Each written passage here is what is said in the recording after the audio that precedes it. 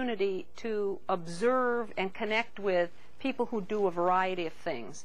In a much larger company, you tend to be more segmented. You're hired for one department, and the departments tend to be so large that that's the only perspective you have, is that particular department. But from my background and my experience, the most useful decisions I made in terms of career decisions were those in favor of small companies over large companies, particularly for someone who's starting out without an advanced degree, which I did not have, and without experience, which I also did not have. The most comforting thing I discovered early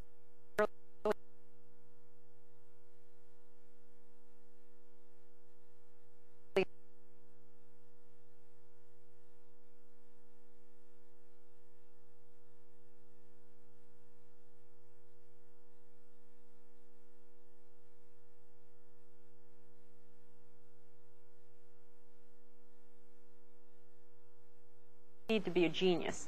So both those thoughts were very comforting to me.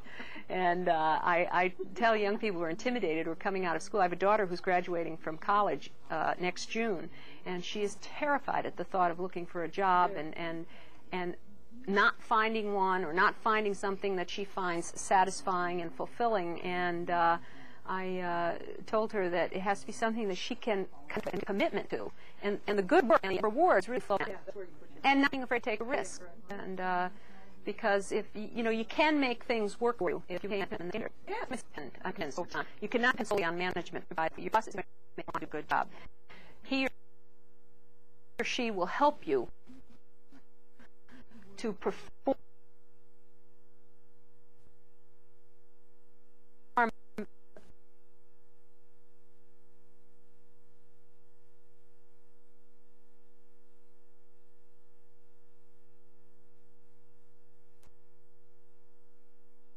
to come.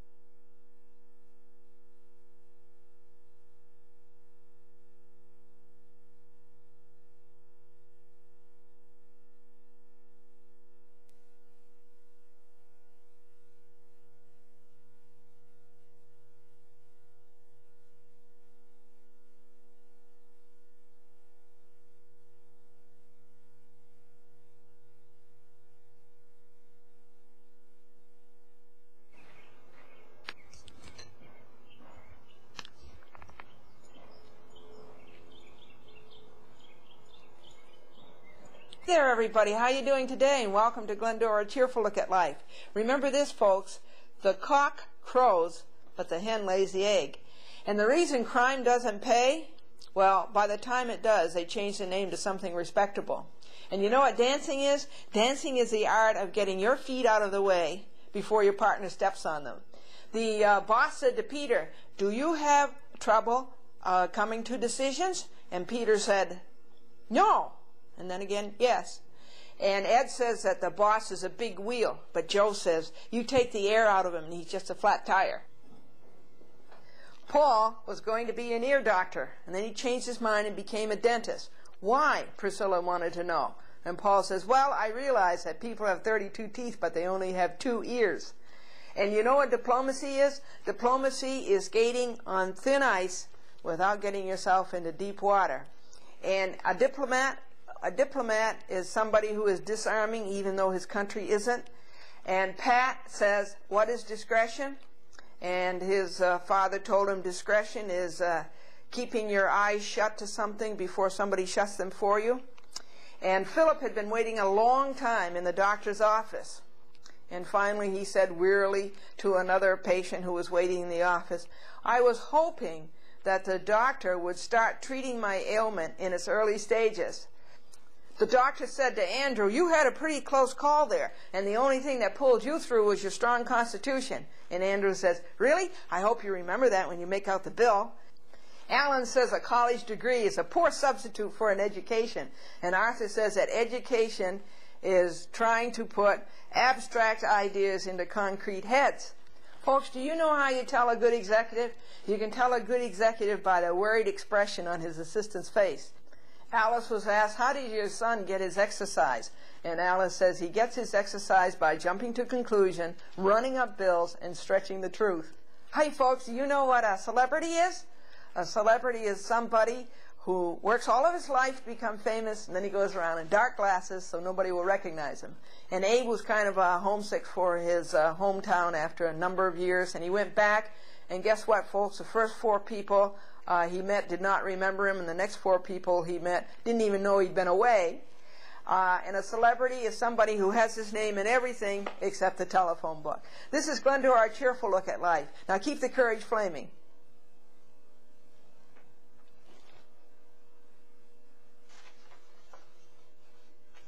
Hi, folks.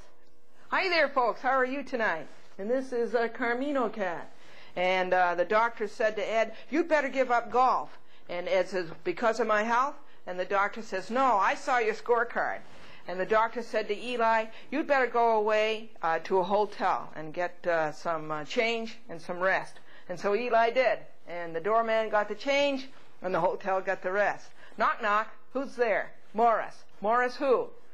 Morris Tuesday, next day's Wednesday. And Edwin was in his class, and Mrs. Morgan said to him, if you reached into your pants pocket and on the right side and you got 65 cents, and then you reached into your left pants pocket and you had 35 cents, what would you have? And Edwin says, I'd have on somebody else's pants. And I started in television, folks, 35 years ago. I started with a kid show. And do you want to know why I started with a kid show? I wanted to start out small. And did you hear about the farmer who planted his potatoes so he'd never have to water them? He planted his potatoes and his onions together so that the onions would make the potatoes' eyes water. Folks, why do people laugh up their sleeves? That's because that's where their funny bones are. And the little country boy came to the city for the first time, and he crossed the street when the sign said, don't walk. And the policeman says, you're not supposed to cross the street when the sign says, don't walk. And the country boy says, oh, I'm sorry. He says, I thought the don't walk sign was an advertisement for the bus company. And the counterfeiter walked into the store, and he says, will you cash this $18 bill? And the store owner says, sure. What do you want, 2 9s or 3 6s? And the devil challenged St. Peter to a baseball game. And St. Peter says, how can you ever win? He says, all of the good players are up here. And the devil says, yeah, but all of the umpires are down here. Ed paid $450,000 for a prefabricated house. And the man says, isn't that expensive? And Ed says, yes, but I had it sent airmail. And Peter's going around in crutches. And somebody said to him, how long have you been on the crutches? And Peter said, for 6 weeks. And the man says, well, can't you get along without them? And Peter says, my doctor says I can, but my lawyer says I can't.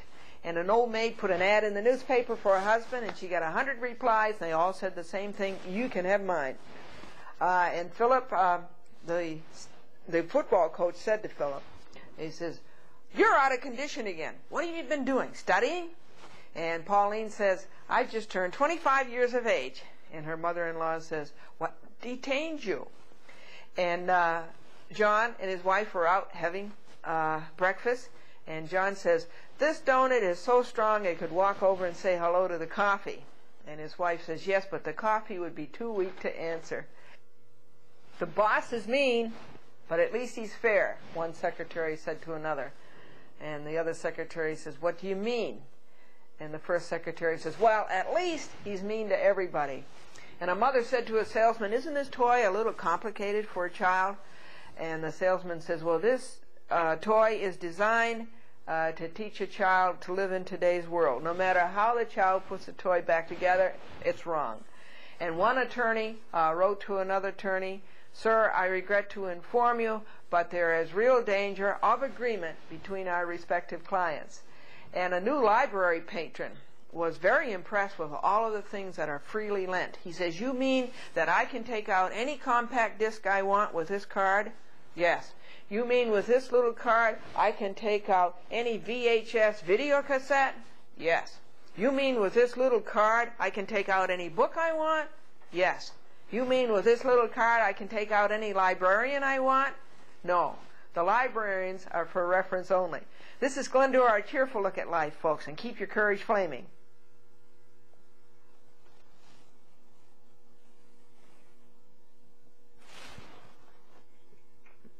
Well, I think that's a very nice song that you're singing. Yes. Now, what did you do today? Did you go out and play with cats your own age? Yeah. And did you play with the leaves? Yeah. Yeah. Here. Sing a little louder. Sing a little louder. What do you want to do? Play with the microphone cord? You want to play with stopwatch cord? But most of all, you want to eat. Is that right? Okay. Say goodbye to the people, Carmino. Say goodbye.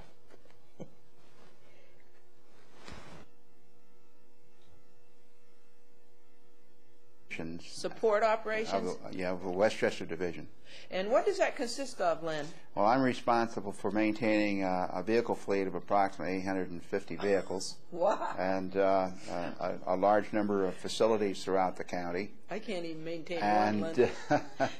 And we also are responsible for 5 storerooms. Wow. Wow. The corporation has goals that you're expected to meet, and frequently you get behind in these goals and you have to identify the problems and see what you can do to overcome the things that are failing and meet those goals. And your performance is measured on your ability to make those goals. In the beautiful Chrysler building at Saatchi Danza Fitzgerald Sample. And this is Mr. Peter McSpadden, who is the president. Hi, Peter. Hi, Glendora. How are you? Hi, folks. I'm fine.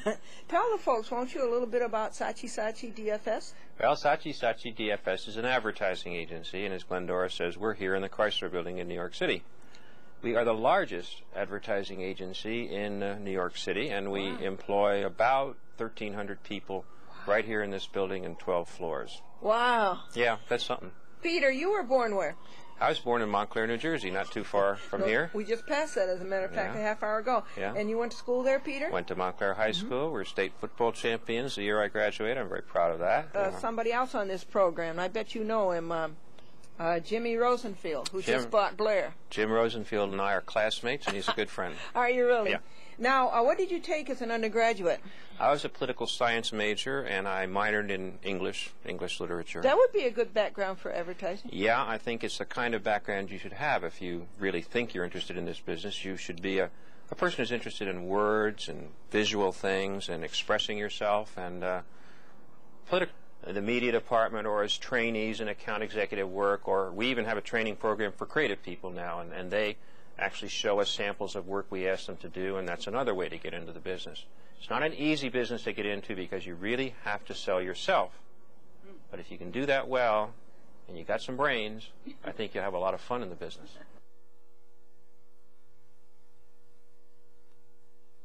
Yes, I am. I'm going to ask them to you right now. Okay, I'm ready. Boys and girls, this is Deborah Dickrat, and she's a vice president at William J. Esty Company. And what is you're a management supervisor? Yes. Would you tell the boys and girls what that is, Deb?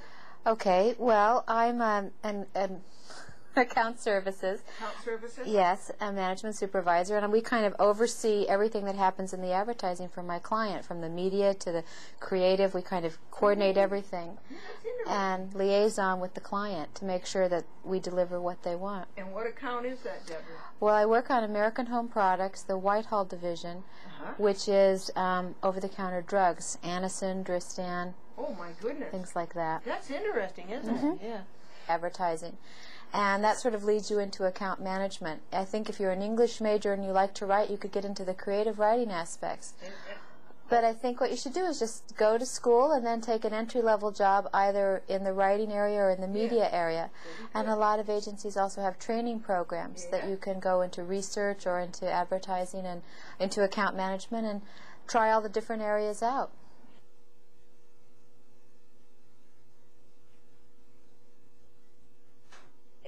This is Glendora, Cheerful Look at Life, and a nickel and a dime were sitting on a fence and the nickel fell off. Why didn't the dime? Because it had more sense. And Mrs. Morgan was trying to teach her fourth graders, and she said, "What animal eats with his tail?" And Freddie thought for a while, and then he said, "All of them do. They can't take them off." And then she asked Frank, "Which months have 28 days?" And Frank said, "Every month has 28 days." And Arthur, she asked Arthur, "Why did Robin Hood rob the rich?" And Arthur thought a while, and then he says, "Well, because the poor didn't have any money." And Frederick said to his niece, "If you have 5 pieces of candy and I ask you for one, how many will you have left?" And his niece looked him squarely in the eye and said, 5. A man went, who was a drill operator, and he went to a jackhammer operator, and he went to the doctor, and he says, "Doctor, will you please help me?" He says, "There's something about my work that's making me be nervous." And the doctor says, "Oh, the jackhammer makes too much noise for your comfort?" And Alex says, "No, the man next to me hums." Folks, what do you call a smart duck? A wisecracker. And a man called up the hospital, and he says, "Can you please give me the condition of James Parsons?" And the nurse says, "Well, James Parsons rested very comfortably overnight, and he's improving steadily. And may I ask who's calling?" And the man says, "This is James Parsons. The doctors never tell me anything." Folks, why does Santa Claus have 3 gardens? So he can ho, ho, ho. And why is an old dime different? What's the difference between an old dime and a shiny new penny? 9 cents. The chief executive officer of the company said, "Young man, how long have you been working here?" And the young man says, 2 years, sir. And the CEO said, "And how much do you make a week?" $200, sir. And the CEO says, "I've been observing your work lately now for 2 months. He says, "I'm very, very pleased with your progress. Starting the 1st of the month, you are going to be our new vice president of operations." And the young man says, "Gee, thank you, Dad." Why does a bee hum? Because he doesn't know the words. Now, Channel 4 is the flagship station of the NBC television network, right? And the symbol of the NBC TV network is a peacock. Now, really, Channel 4 should be Channel 9, because why is a peacock like the number 9? Because without its tail, it's nothing. If a maple tree has 10 branches, and there's 10 acorns on each branch, how many acorns on the tree altogether? The answer is none, because acorns grow on oak trees. And if a plane crashes on the border between France and Germany, will the survivors be buried in France, or will they be buried in Germany? You don't bury survivors. And the attendant said to a motorist, "The policy of this gas station is cash, strictly cash." And the motorist says, "But gee, there's a sign over there that says batteries charged." And Ed was asked, "What was your mother's name before she was married?" And Ed replied, "Well, I didn't have a mother before she was married." And Pete says, "Dad, what's the difference between lightning and electricity?" And Dad says, "You don't have to pay for lightning." And Pauline was called to serve on the jury, and she says, "I will not serve because I do not believe in capital punishment." And the judge reasoned with her. This case is about a husband. His wife gave him $1,000 to make a down payment on a car, and he lost the $1,000 in Atlantic City. And Pauline says, "I'll serve. I could be wrong about capital punishment." And Perry said to his buddy, "Are you trying to make a fool out of me?" and his buddy says, "No, I never interfere with nature." This is Glendora, a cheerful look at life, folks, and keep your courage flaming.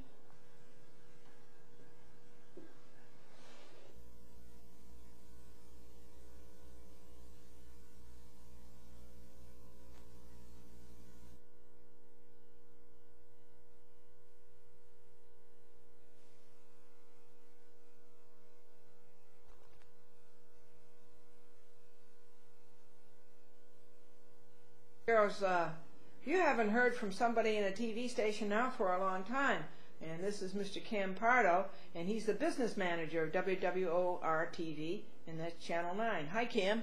Hi, Glendora. How are you? Good, thanks. How you doing? Pretty well. Now, would you explain to us what a business manager is? A business manager is the term within the broadcasting industry that they apply to a controller. So there's not that much of a difference. The responsibilities might be a little bit expanded to include some responsibilities beyond accounting. But it's a controller. And the business manager, he keeps tabs on what comes in and what goes out. Is that the idea? Oh yeah, that and more. And that and more. What's the and more, Cam? Well, it involves pretty much the caretaker of the resources of the company. So that would mean not only the cash, the accounting, but also the security. Security of the facilities, of the information, the computer system. Oh, really? And a lot of people don't think of information as being an asset, but it's a valuable asset.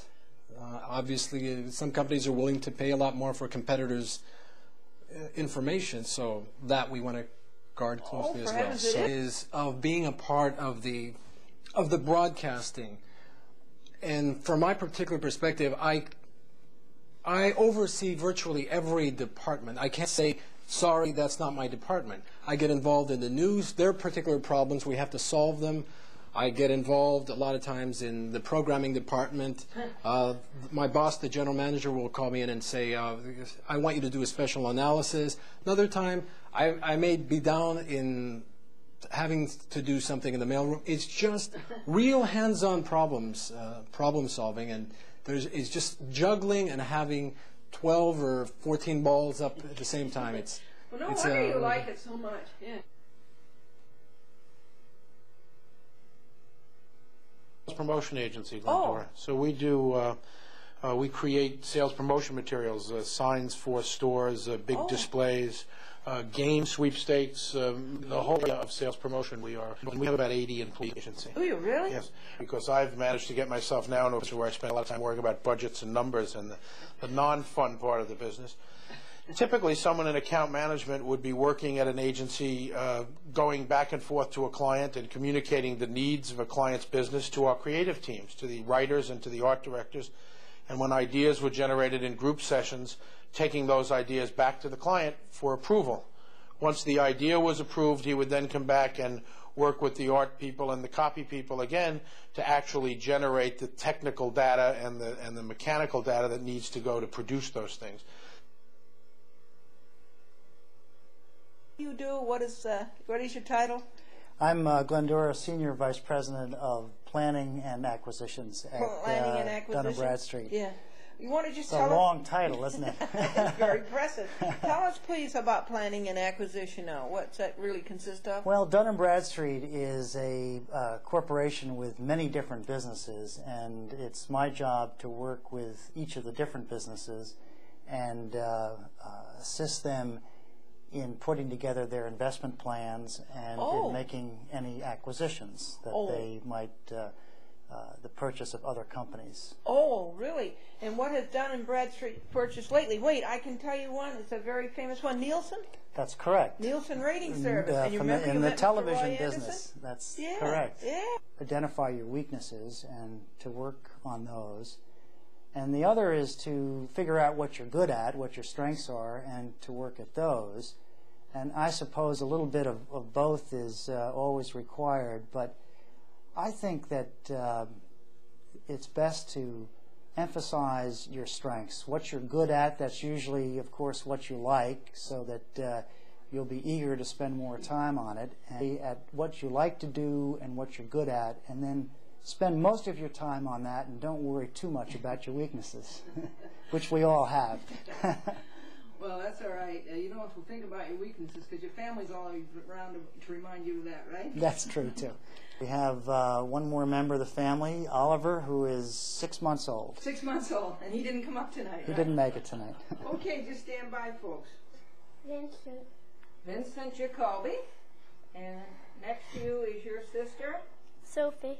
Sophie Jacoby. Well,